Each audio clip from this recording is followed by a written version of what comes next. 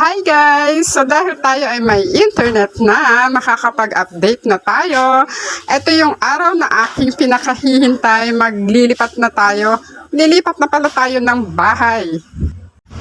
Ayan, hindi ko masyadong na-videohan ng mga ganap-ganap kasi napakarami mga pangyayari, hindi ko na nakuhaan. Ayan, at ang pagbaba ng gamit, hindi ko na nakuhaan. So ito yung araw, yung first day namin dito sa Batangas. Ayan ang first morning ni Boss Colette.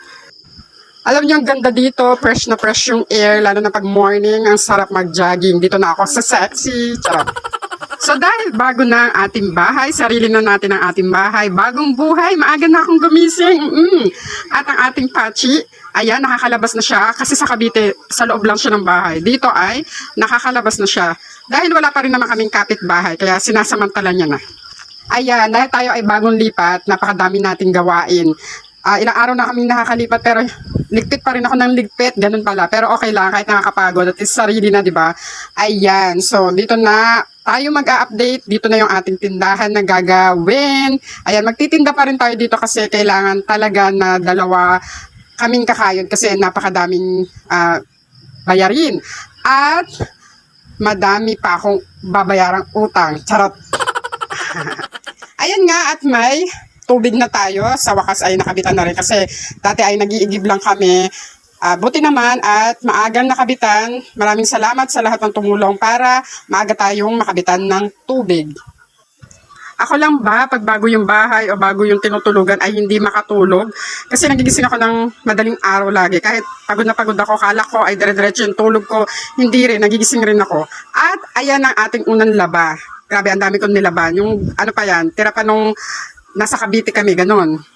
Nakakakaba, na nakaka-excite, na malayo ka sa pamilya, tapos may sarili ka ng bahay, ayan. Pero lahat naman kinakaya para sa pamilya. Ayan nga ang ating pachi, oh, may dalaw agad.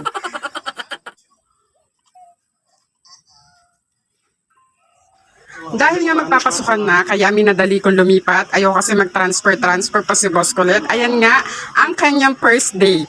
Huwag kayong palinlang, mukha lang yan behave. Charot.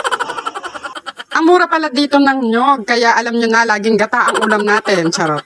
Ayan ang ating tindahan, siniset up ko na paunti-unti. At ito yung second day na ng ating Boss Colette sa school niya.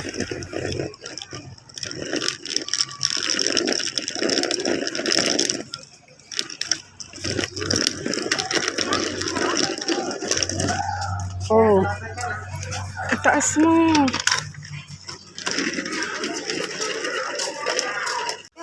Huwag ulit kayong palinlang. Mukha lang yung behave. At ayun nga, nagpakabit na ako ng internet. Ang bilis lang magpakabit dito at ang bilis rin ng signal. Salamat sa trends. Alam nyo naman, ang racket natin nasa social media, kaya nagpakabit na agad-agad ang inyong momshi. So, ayun na lang muna ang ganap. See ya! God bless all!